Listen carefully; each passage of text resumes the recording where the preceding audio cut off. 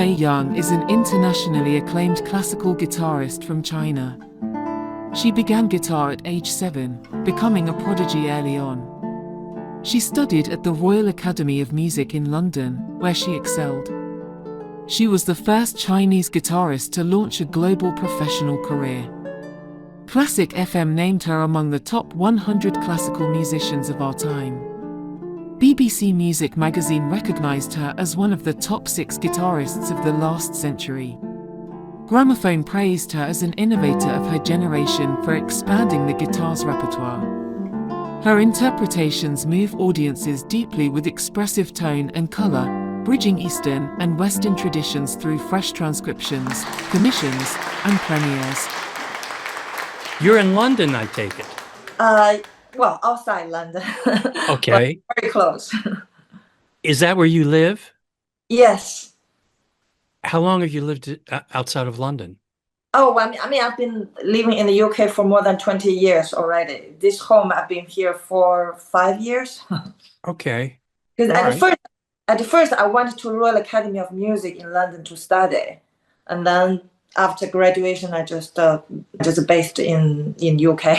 Sure, got it. All right. It's really good to meet you, and I've been listening to your recordings on YouTube all morning, and they're absolutely delightful. Oh, thank you. And by the way, the quality of the videos is quite good also. Oh. I particularly like the ones where you double yourself. Who actually did the production on those videos? Well, with my partners, we do it ourselves. That was very well done. I know what I want in the music. I want to pay tribute to Satie by wearing the hat, his signature look, and the velvet jacket, part of his signature look, and the other guitars playing the melody with more fluidity. I'm wearing a long dress, and also I live by the River Thames, so we just take the equipment and guitar and go to the rivers and catch a good picture and light. So I know what I want, and I know musically. I mean, it's a simple video, but I know what I want the picture to support the musical idea. So I'm glad you liked it. Yes. Where were you born? I was born in Beijing, the capital of China. It was a pure coincidence to I encountered guitar. I always felt that it's the guitar who chose me, not that I chose guitar. Because when I was 7 years old, I was a very energetic kid. And my parents, they were teachers, so they wanted me to learn an instrument to help calm me down, to concentrate on my academic studies. However, my parents were thinking about accordion because accordion was the most popular instrument in those days. My mom talked to the music teacher in my school to teach me accordion, but the music teacher was organizing a guitar group. So she told my mom that accordion was too heavy and too loud for a 7-year-old girl. So she encouraged my mom to put me in a guitar group. And then my mom did. So that's it. And I didn't even know what a guitar was. I remember that I never heard of such an instrument. I don't know what it looks like. And my dad bought a small guitar. And I opened it for the first time. I thought that the instrument looked like a lovely toy. And I plucked the string. It sounds really lovely. So I liked it immediately. So it was really a coincidence to encounter guitar. And when I say that my school had the guitar group, I think that my school was probably the only school in the whole country which had a guitar group, just because the teacher liked the guitar. And it's not just a guitar group, it's a choir as well. So we play the guitar and the singing as well. So you grew up with traditional Chinese music? Kind of.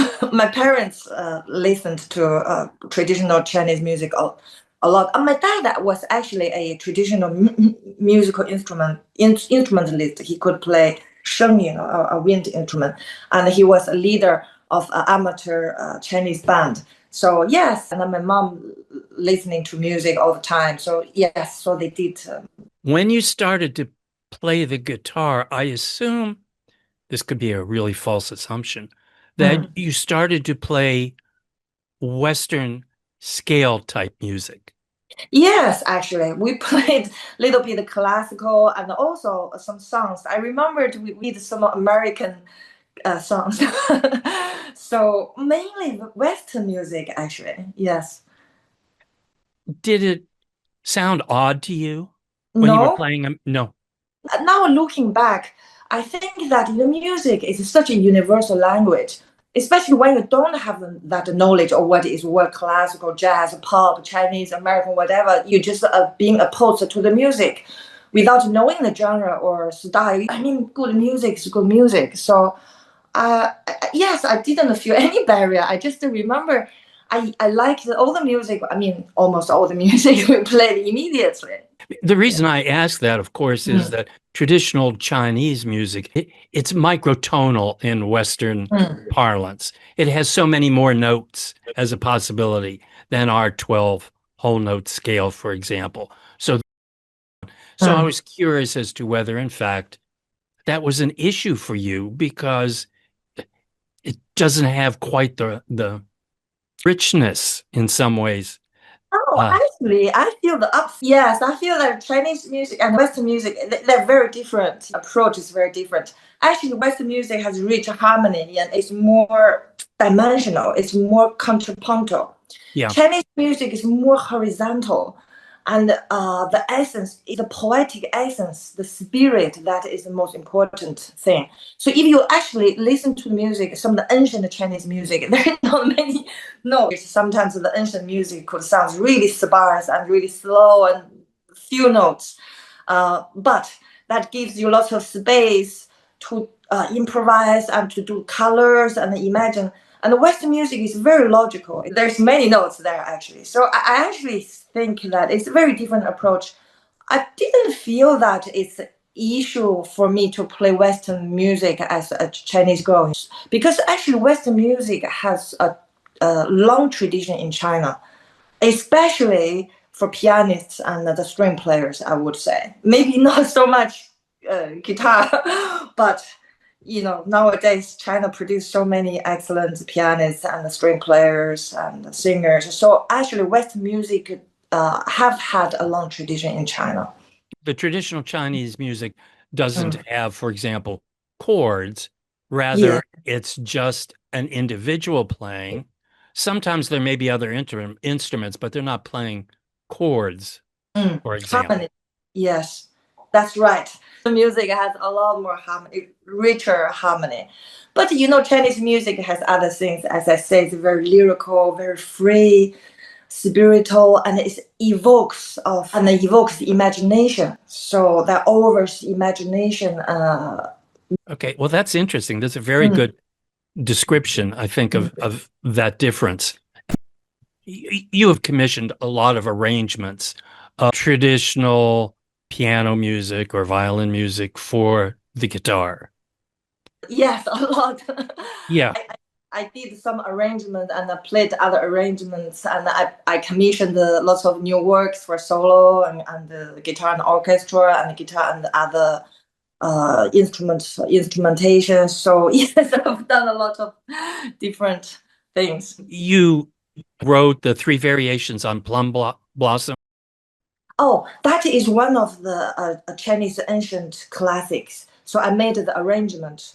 If I were to hear that played on a pipa, as opposed to the way you play it, how would it sound different to me? I think the guitar and the pipa actually kind of related. We share the same ancestor from Middle East. But if you listen to the pipa play this piece or other piece, again the sound is like the word pipa. It sounds crispy and bright because nowadays they use nail and it's kind of metal string. Now in the past they use also human fingers on the silk string. So it sounds very bright and it's very crispy and it's cut through. And then the guitar sound is more mellow and it's more resonant because we have 6 strings. And also, the guitar has this body which resonates very well. Pipa kind of doesn't resonate that well, but the sound cuts through. So it sounds a bit like a mandolin.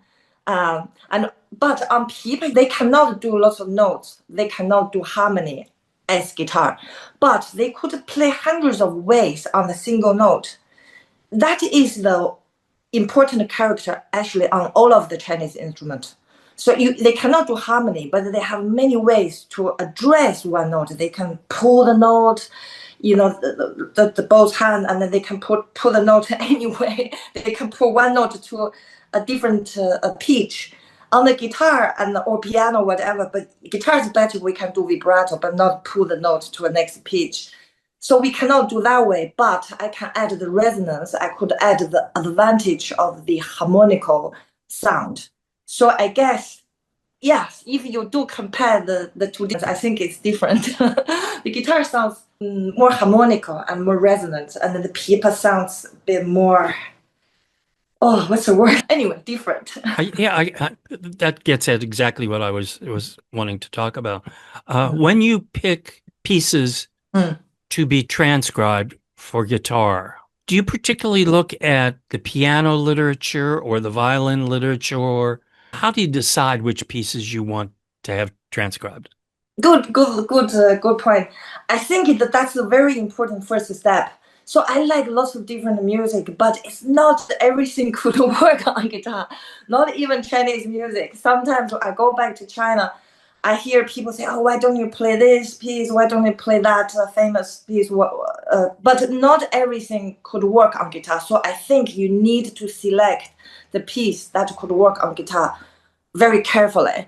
For example, I wouldn't play the Beethoven piano sonata or violin sonatas on the guitar or symphony. That just wouldn't work. But like my most recent album, Satie's work, that would work because Satie's music, they're mainly short, minimalist, and simple. So that translates onto guitar beautifully. I guess first I need to play the music I really like. That's the first step. So sometimes I listen to music and I really want to play it on the guitar. For example, I've done lots of chamber music. I've played with all kinds of musicians. So sometimes I played, for example, I played the Milonga del Angelo with cellist and with violinist, and I love that piece so much. And then after the collaboration, I look at the score. I thought, oh, this piece could be played on solo guitar. I can do the melody, and I could do the harmony, and I could do the rhythm. So I could be a little band on solo guitar, and then bring out the intimacy and the tone colors on solo guitar. So that's working.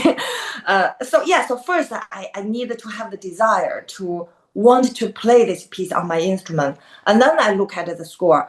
I feel that that's doable. And I could add something on the guitar. I could add something different. So I think to add something is important too.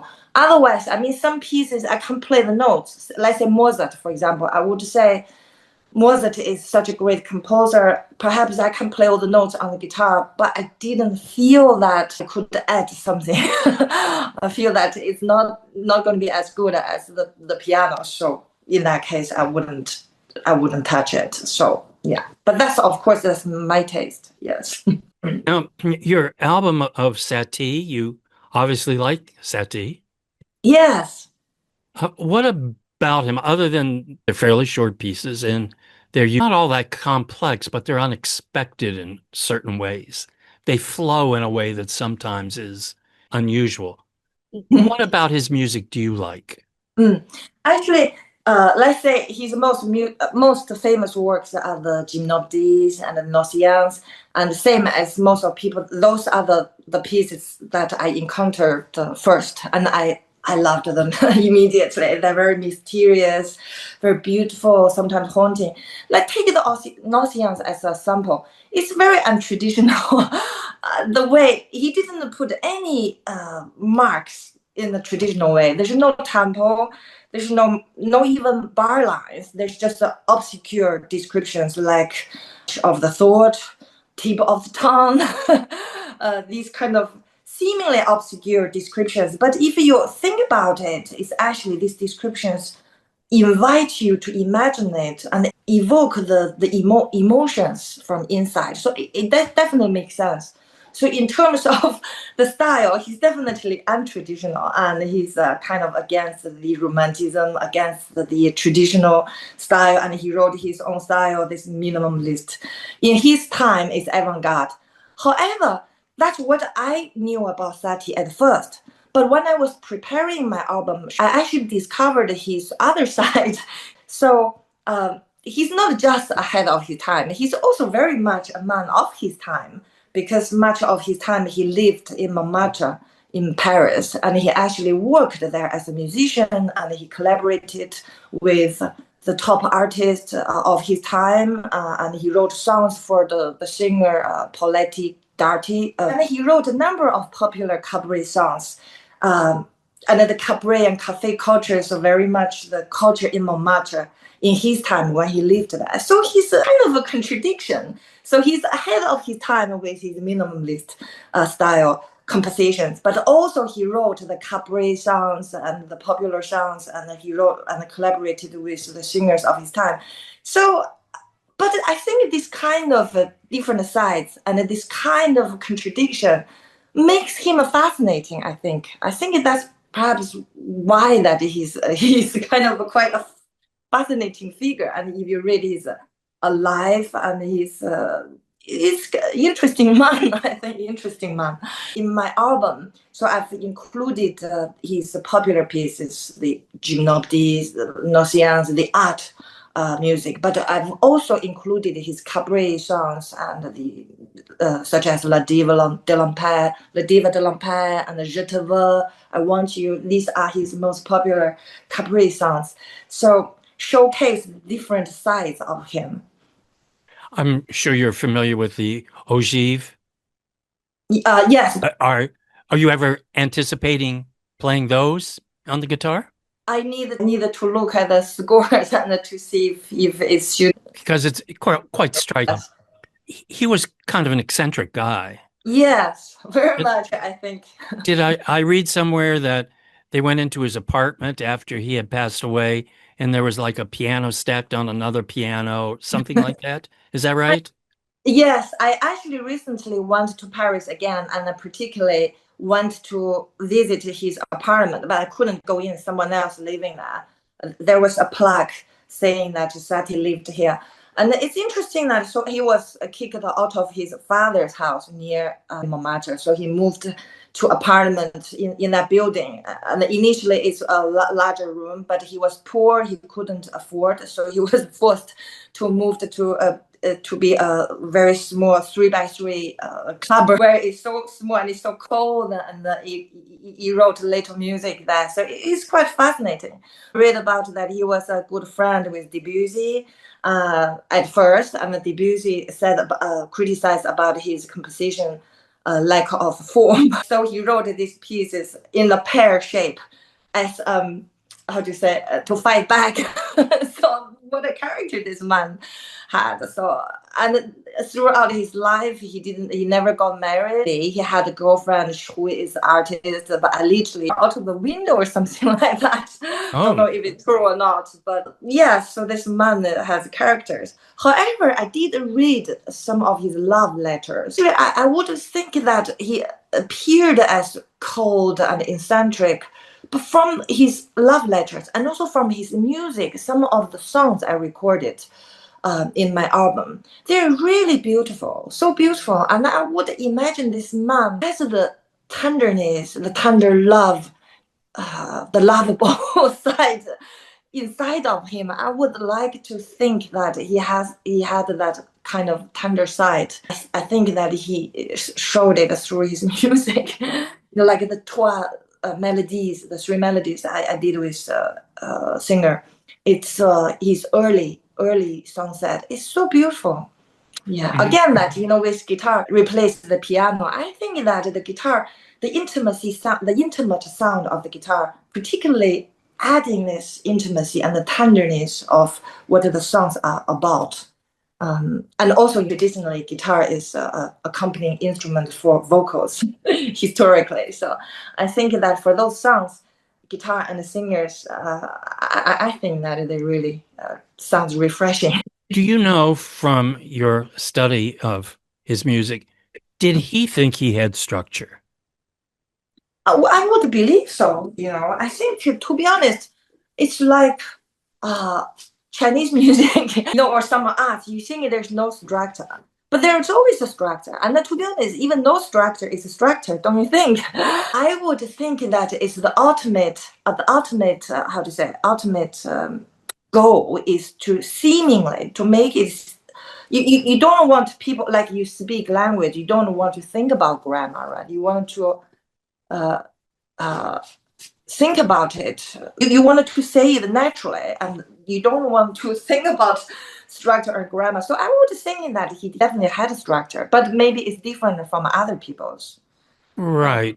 I mentioned that his nuances doesn't have bar lines, and so it's free. It's up to you to interpret it in a way that echoes with the traditional Chinese artistic aesthetics, because that, as I say, the Chinese arts values evocation rather than precision. So I think that in a way that it just echoes with that. The freedom and then the evocation. So in a way that I feel some similarity in his notions. So it seems like no structure and it seems like no marks, but it's up to you to interpret it, and it's evocative. I had a discussion with a colleague yesterday about Tchaikovsky, and Tchaikovsky had structure. It's just not a structure I like. Yes. So just having structure isn't necessarily the be all and end. But of course, Debussy was looking at the music as he understood music at his time. And it, of course, is all a process and it's always evolving. So what today, when we look at Satie's music, that probably might not be a criticism, but given Debussy's understanding of Satie at the time, all right, that was his criticism. Yeah. So anyway, it's an interesting point. So I think Satie has his own structure in his own way, just not conventional. And that makes the man interesting, right? Because he's never a conventional figure. Right. If you were to record again his pieces, given that the structure is often up to you as the performer and the interpreter, would you play them differently? Oh, I think that's the beauty of interpretation, especially in his work. He gave you so much freedom. I think it depends on where I play. The thing is, recording and playing live are so different. Because in a recording session, you don't have audience. You play for the microphone. You don't have audience. So the advantage is I can really focus on the nuances of my instrument. And every nuances will be recorded through that microphone. But usually it's in a smaller room and it's quite dry. So you play kind of differently. But if I perform every time will be different. And because I will take the acoustic of that venue into my sound. So let's say if I'm playing in a boomy chapel, very resonant places, and I probably will play a bit slower. No, hang on. If I'm playing in a dry acoustic place, maybe I'll play a little bit quicker, and then in the boomy places, I will play a little bit slower, maybe with a bit more articulation. So yes, so I would say, and also depend on the time of the day. Let's say if I go in a recording studio, if I playing a piece in the morning or playing a piece in the evening. Depend on my mood of that day, I guess that probably every time I will play a little bit differently. And I have to say that sometimes that's why I never feel relaxed when I listen to my recording. I never listen to my recordings.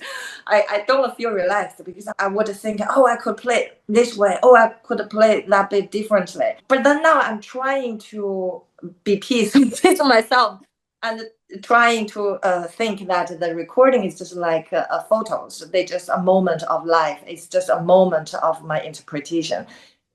So I have to accept that it's that moment of me. Yes. So I say not just Satie, but any music, if I re-record it, it will be different. Got it. Which takes me to the next topic. You're embarking on an American tour, and you're going to 14, 15 different places. 15, including Atlanta. Yes. Which is of course, where I'm located, and hope to be able to see you there. How do you travel between the cities? Because I notice a lot of them are bunched up on the East Coast, and then you go to the West Coast. Yes, I mean, lots of people would drive, but unfortunately, I'm not a driver. So some places I take a plane, and sometimes I travel by train. So it's sorted. Okay, So so it's that's all. different, but you don't like throw it all in your Toyota and drive from. I don't drive. Okay, all right. So, yes. So, Do you have other people who travel with you? well, this trip just travel on my own. Probably I just travel on my own. Okay, all right. Me The and reason I ask that is when you go in, do you rely on your own sense of the sound of the room as opposed to somebody giving you feedback from the middle of the audience, for example? How does that very work for you? very good point. Ideally, if I can have someone I trust, someone knows about me and knows about my sound, and then I'll ask him his or her opinion, that would be ideal. But same as everything in life, mostly is not going to be ideal situation. So I guess that I have to rely on my own experience, because I think in the end of the day, as a performer, I have to feel comfortable. That's the most important thing. So I have to feel comfortable. When I feel comfortable, I will play well. And then, so if I don't have the ideal person to rely on, then I'll ask for sound engineer, because I think sound engineer, at least he or she knows about the venue, and familiar with the venue sound. And also sometimes I guess that the thing is, I know my sound, I know what I want out of the guitar, but maybe it's good to have a listen, have opinion from other people who doesn't play guitar, and they could tell you their opinion from outsider's point of view. So they might not be familiar with the sound of guitar, but as a sound engineer, they listen to lots of concerts or shows. So maybe it's not a bad idea to listen to rely on them. Also, I find that people's tastes are quite different, which is fine, you know. So again, I think that if I put into the listener's shoes, right, I think about me sitting in the auditorium and listen to a concert. So to my taste, maybe at the beginning, I would think, oh, this is too loud, or it's too low, too soft. But after a while, you will forget about it, especially if the performance is good, as musical. And very soon you will get used to the sound and you listen to the music. That's what I'm hoping for. It's a bit like listening on hi-fi. You know, after a short while, you focus on the music. So I'm hoping that people focus on the music rather than, I guess, rather than, you know, they're happy with the sound. The thing with the guitar is, if you sit on the front row or you sit on the back row, it's going to be different too. Of And course. so, yes, so it's not going to be the same sitting anywhere. So I think that if you soak in the music, and then you will soon forget about if the sound is ideal or what. So Have you ever gone out of one of your performances Mm. and said to yourself, oh my goodness, I just didn't have it tonight. I just didn't do it. Oh yes, I mean, live performances. One of the charms is you never know how well it is going to be. But I have to say that, although that maybe sometimes for me that I felt that it didn't go well, or I felt that I played badly. But I think everybody has their basic standard. So even if I feel that I played badly, maybe I give myself a 70, but my standards still there. So for other people who doesn't know me, they might not realize it. You have to know me quite well, or I know myself. So that's what I'm saying. Everybody has their basic standard, and then maybe sometimes they perform very well, sometimes they feel less well, but the basic standard would be that. I wouldn't drop to drop to zero. I think most people go to a concert with the attitude that they want to enjoy it. That's what I'm hoping. So, but you know, I'm hoping that that's the goal for audience to go to the concert. They want to enjoy it. However, you know, when you have a big name, I can't avoid that some people might just go there to check you out. You know, to see, oh, why this person is famous, to check you why you're famous and why you're doing this. So, but I think, you know, people I go to the show and then they have a different mentality, which is fine, I think. Sure. But I'm Well, hoping people go there to enjoy. when I go to a concert, of course, if I'm reviewing the concert, I listen to it very differently than if I'm just there as a patron. It's true. It's like, for example, if I go to a concert, I just sit there, enjoy. I just sit back, enjoy. But if I'm teaching a master class, then I have to give some advice and some suggestions. So even if the student play very well, but I would still give some suggestions. So it's a different situation. So I understand what you're talking about. You have to put things on the paper, so you have to know why you like it, Exactly. why you don't like it. But if you don't have to do it, you can just sit back and say, "Oh, I like this piece more, maybe not so much this piece." Yes. Got it. Okay. All right.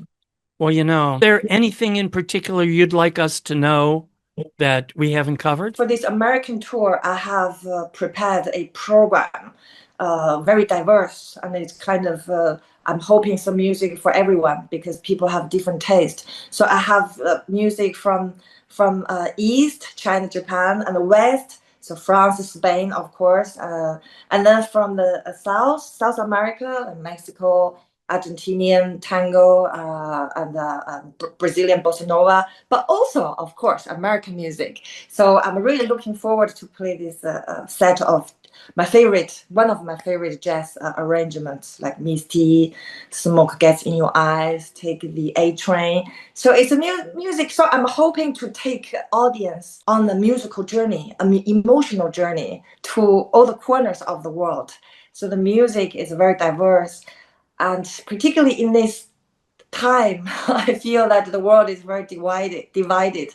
So as a musician, I would like to use the music to bring the audience from different cultural backgrounds to be a bit closer, to share the different cultures.